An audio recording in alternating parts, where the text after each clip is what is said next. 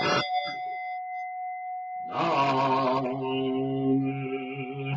Myoho Renge Kyo. Nam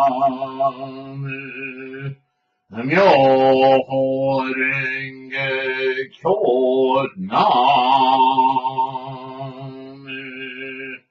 Myoho Renge Kyo.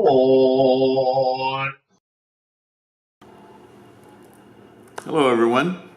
So let us continue with part 3 on establishing the correct teaching for peace in the land. The passages I have quoted from these 4 sutras are perfectly clear. What person in 10,000 could possibly doubt their meaning? And yet, the blind and the deluded recklessly trust to distorted doctrines and fail to recognize the correct teaching. Therefore, throughout the empire these days, people are inclined to turn away from the Buddhas and the sutras and no longer endeavor to protect them. Because of this, the benevolent deities and sages abandon the nation and leave their accustomed places. As a result, demons and evil spirits bring about disasters and cause calamities. So we've discussed that these are personages, right? The guest, his interlocutor, still Nichiren, but Nichiren knew a lot of the doubts and questions that were going on in his students, even his disciples and lay believers who looked to him for advice. So sometimes when the people in the classroom are either too nervous to ask a question or don't quite know how to put it, Nichiren would put it for them. So that's the format here. So the guest is Nichiren anticipating and reading his students' questions. Thereupon flushed with anger and said, so the students are angry now because they feel challenged, like, what are you saying? I'm not doing this right? That I'm following the wrong people? Who are you to say that? Right? Customary response. We still do that today.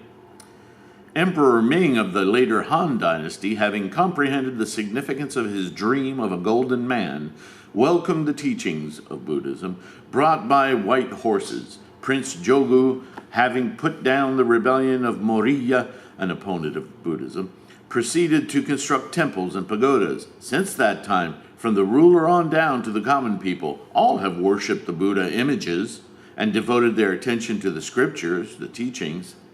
As a result, in the monasteries of Mount Hei and the southern capital at Nara, at the temples of Onjoji and Toji, throughout the land, bounded by the 4 seas in the 5 provinces of the capital area and along the 7 marches, Buddha images and Buddhist teachings have been arranged like stars in the sky, and halls of worship have spread like clouds. Those who belong to the lineage of Shariputra meditate on the moon atop Eagle Peak, while those who adhere to the traditions of Haklanayashas transmit the teachings of Mount Kukutapada. Now, how then can anyone say that the teachings of Buddha's lifetime are despised or that the 3 treasures of Buddhism have ceased to exist? If there is evidence to support such a contention, I would like to hear all the facts. Nichiren responds, the host in this case, anxious to clarify his words, replied, to be sure, Buddhist halls stand rooftop to rooftop, and sutras storehouses are ranged eave to eave. Priests are as numerous as bamboo plants and rushes, monks as common as rice and hemp seedlings. The temples and priests have been honored from centuries past, and every day respect is paid them anew. But the monks and priests today are fawning and devious, and they confuse the people and lead them astray. The ruler and his subjects lack understanding and fail to distinguish between what is correct and what is erroneous. Does this make sense? There's a tendency, there's a vanity. The ego is getting involved, and people are trying to curry favor. So they're actually using Buddhist teachings and manipulating them and the people for money, for honor, for reputation, rather than teaching the teaching clearly. This can be very confusing, right? We've all seen it. The Benevolent King's Sutra, for example, says, evil monks, hoping to gain fame and profit, that's what I just said, in many cases appear before the ruler. They're all kowtowing. Remember shogunate, samurai. They're all a little scared. The crown prince or the other princes, and take it upon themselves to preach doctrines that lead to the violation of the Buddhist law and the destruction of the nation. The ruler, failing to perceive the truth, full of himself, of the situation, listens to and puts resolute mind of determination in such doctrines, and proceeds to create regulations that are perverse in nature and that do not accord with the rules of Buddhist discipline. In this way, he brings about the destruction of Buddhism and the nation, just through ignorance. The Nirvana Sutra states, Bodhisattvas have no fear of mad elephants. What you should fear are evil friends. Man, how old is that saying, right? There's nothing more dangerous than a bad friend, a bad influence.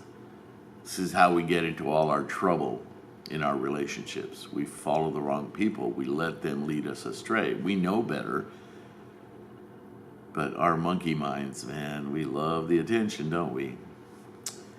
Even if you are killed by a mad elephant, you will not fall into the three evil paths. But if you are killed by an evil friend, you are certain to fall into them. That doesn't seem fair, does it?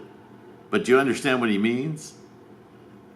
If something in your life happens that is terrible and you are seriously injured or lose your life, you haven't lost your Buddha mind. You haven't lost your perspective of wonder and preciousness of life. It's been hurt, but not because you hurt it. Whereas an evil friend suggests that you're influenced and creating a relationship with negative stuff. And so you're inculcating it, you're ingesting it, you're taking it on. Even if only being tolerant of it, you are in fact changing yourself. And if you die that way, then you've lost your center. You've lost your Buddha way, your Buddha mind. You've compromised yourself. The Lotus Sutra says, in that evil age, our age now, there will be monks with perverse wisdom and hearts that are fawning and crooked, who will suppose they have attained what they have not attained, being proud and boastful in their heart. Or there will be forest-dwelling monks, wearing clothing of patched rags and living in retirement, who will claim that they are practicing the true way, despising and looking down on all humankind, like they're superior because of what they're doing. Greedy for profit and support, they will preach the law to white-robed laymen and will be respected and revered by the world as though they were arhats who possessed the 6 transcendental powers.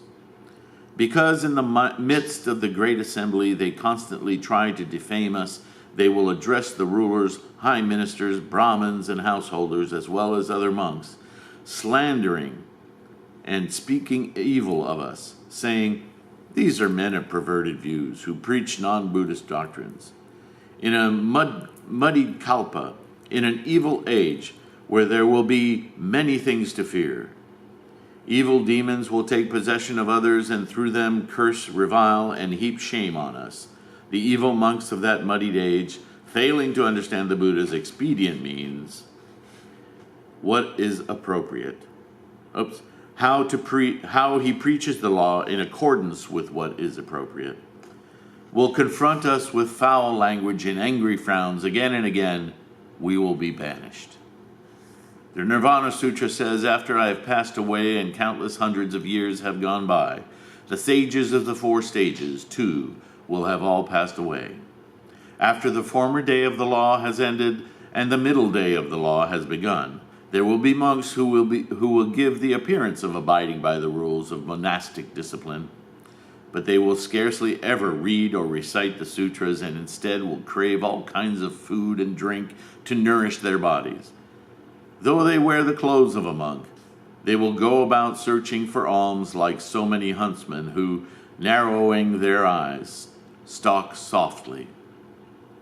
They will be like a cat on the prowl for mice. And they will constantly reiterate these words, "I have attained arhatship." Outwardly they would seem to be wise and good, but within they will harbor greed and jealousy. And when they are asked to preach the teachings, they will say nothing. Like Brahmins who have taken a vow of silence. They are not true monks. They merely have the appearance of monks. Consumed by their erroneous views, they slander the correct teachings. When we look at the world in the light of these passages of teachings, we see that the situation is just as they describe it. If we do not admonish the evil priests, how can we hope to be good? The guest, remember, doesn't really want to hear this, growing more indignant than ever, said, "A wise monarch, by acting in accord with heaven and earth, perfects his rule. A sage, by distinguishing between right and wrong, brings order to the world. The monks and priests of the world today enjoy the confidence of the entire empire. If they were in fact evil monks, then the wise ruler would put no trust in them.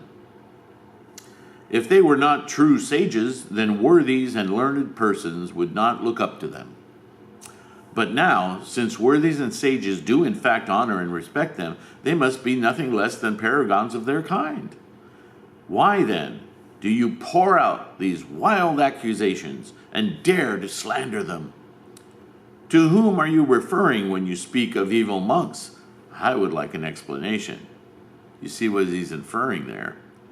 He's accusing Nichiren of doing exactly what he's saying the others are doing.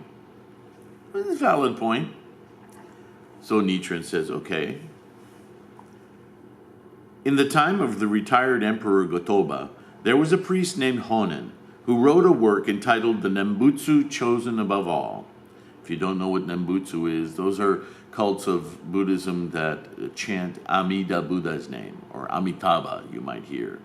A lot of those of you who like martial arts movies, you will hear it in martial arts movies.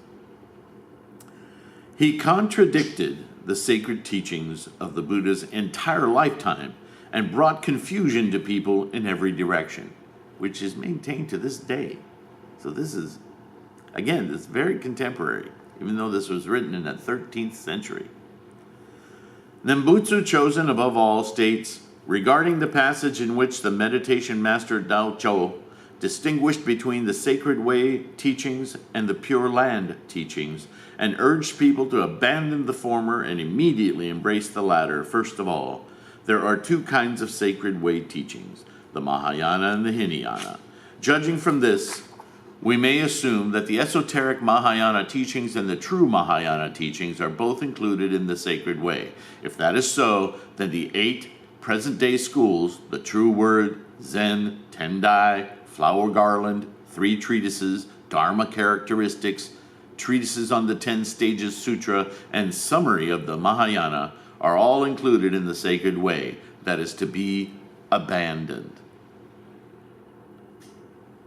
Now, just hearing that, I have to tell you, Shakyamuni Buddha and every scholar after him exhorted and repeated that in order to study Buddhism, in order to know Buddhism, in order to be a monk, in order to be a true Buddhist, a practicing Buddhist, you must study all Buddhist teachings and non-Buddhist teachings.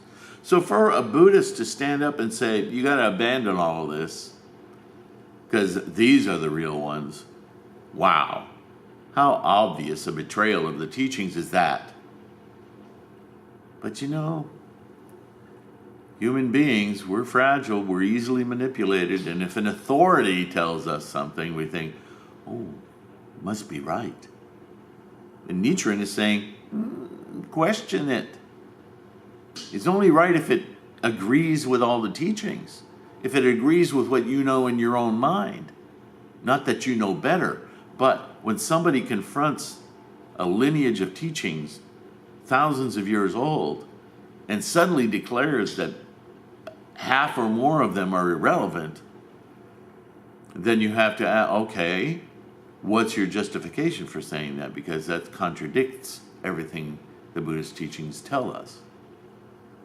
Right? We're going through Nichiren's Gosho right now, but I went through a lot of other sutra with you and a lot of other ideas and writings and scholarship with you before I came to this, because I think it's important.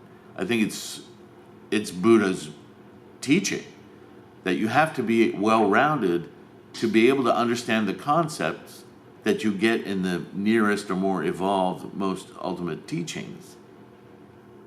If you don't know how to add and subtract, how in the hell will you ever understand algebra? Right? So, yeah, addition, subtraction, multiplication, division, essential. You have to know. You can't just say, abandon all math, only learn the abstract reasoning in algebra. Right? The Dharma teacher, Duan Lan, in his commentary on the treatise on rebirth in the Pure Land, states, I note that Bodhisattva Nagarjuna's commentary on the 10 Stages Sutra says there are two ways of which a bodhisattva may reach the state of avaivartika, or non-retrogression. One is the difficult to practice way, and the other is the easy to practice way. You can see this coming, can't you? The difficult to practice way is the same as the sacred way teachings. And the easy to practice way is the Pure Land teachings. Just recite Amita's name. What could be easier? Sorry. Students of the Pure Land School should first of all understand this point. Though they may be people who have previously studied the Sacred Way teachings, if they wish to become followers of the Pure Land teachings, they must discard the Sacred Way and give their allegiance to the Pure Land teachings. Honen also says regarding the passage in which the Reverend Shanto distinguished between the correct and the sundry practices and urged people to abandon the sundry and embrace the correct. Concerning the first of the sundry practices, that of reading and reciting sutras, Gangyo basically, with the exception of the recitation of the meditation on the Buddha Infinite Life Sutra and the other sutras that preach rebirth in the Pure Land, the embracing, reading, and recitation of all other sutras, whether Mahayana or Hinayana, exoteric or esoteric, is to be regarded as a sundry practice. Unnecessary. Concerning the third of the sundry practices, that of worshiping with the exception of worshiping the Buddha Amida, the worshiping or honoring of any other Buddha or Bodhisattva or deity of this world is to be regarded as sundry practice. Wow, the founder, Shakyamuni Buddha. Oh, don't worship him.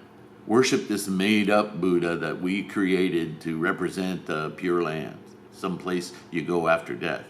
That's taking Mahayana and crushing it, going back to Hinayana thinking that you got to die to become enlightened. Enlightenment is about living this life well. How did that get thrown out?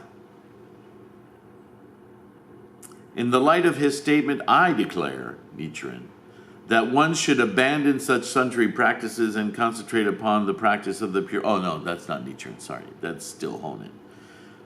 Practice of Pure Land teachings. What reason would we have to abandon the correct practices of the Pure Land teachings, which ensure that out of 100 persons, all 100 will be reborn in the Pure Land and cling instead to the various sundry practices and procedures which could not save even one person in 1,000? Followers of the way should ponder this carefully.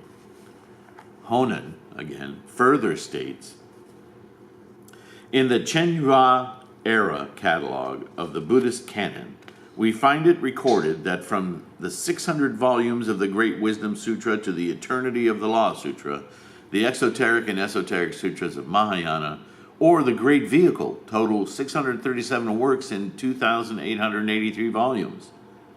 The phrase from the Meditation Sutra, reading and reciting the Great Vehicle, should be applied to all these works. You should understand that when the Buddha was preaching according to the capacity of his various listeners, he for a time taught the 2,000 methods of concentrated meditation and unconcentrated meditation. But later, when he revealed his own enlightenment, he ceased to teach these two methods. The only teaching that, once revealed, shall never cease to be taught is the single doctrine of the Nembutsu. Well, with that, I'm going to stop today. It's obvious that in Nichiren's day, Honin's teachings had been spread throughout the region in Japan, and there were many sects who had taken Honin as their new imperial, if you will, leader, teacher. And those teachings worked really great with samurai and landowner, well, the shogunate and their minions, because it simplified things. It gave them immediate authority and control. So everybody would just toe the line and they could say, hey, the great Buddhist monk, teacher Honin, you gotta do it this way. Nothing confusing, nothing too hard to learn. Just Chantamida. That was very attractive. Study is hard. Not everybody wants or likes study. But what is a lifetime if not study? Truly, think about it. Even if you're not a book person, a reader, now with videos and so forth, you can study, you activate your mind. And when you activate your mind grows in its perceptive language, the language of your mind, your understanding, your experience of life. That's what Buddhism is about. You could say it's a science of the mind, but if you don't like the idea of technical talk and book learning, then don't use science of the mind. Use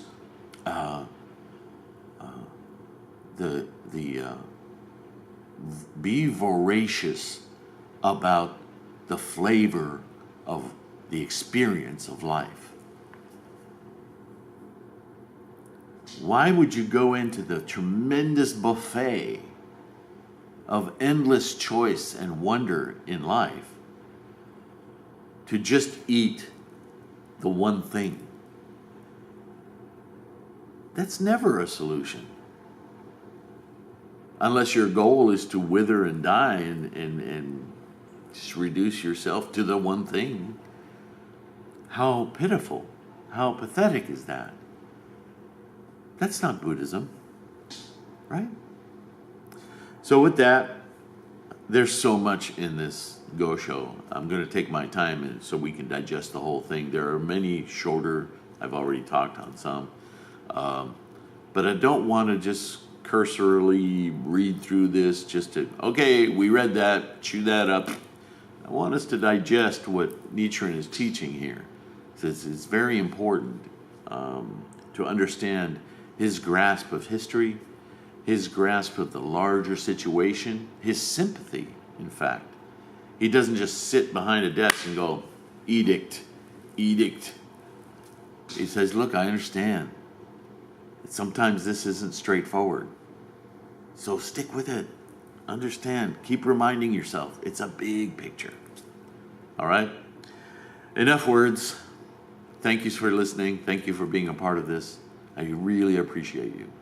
Namo Myoho Renge Kyo. Take care.